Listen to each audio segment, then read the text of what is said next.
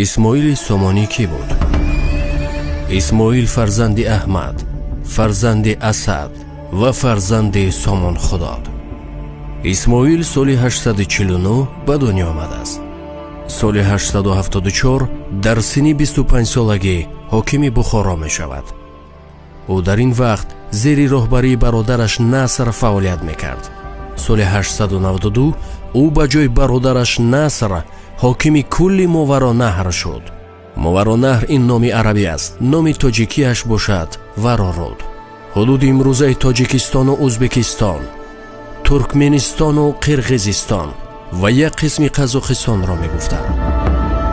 سال 900 اسماعیل در جنگ امیر خراسان امر لیث را شکست داده امیر خراسان می شود. به هیئت دولت او تمام آسیای میانه، افغانستان امروزه و شمال و شرق ایران داخل می شد. خدمت اساسی اسماعیل آن بود که همه ملک های تاجیک نشین را در یک دولت به هم آورده، زبان پارسی تاجیکی را در قلمرو دولت خود گسترش داد.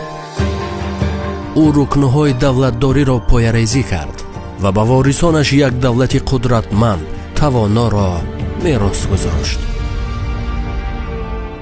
اسماعیل سال 907 دنیای فانی را پدرود گفت و به جای او پسرش احمد امیری خراسان شد.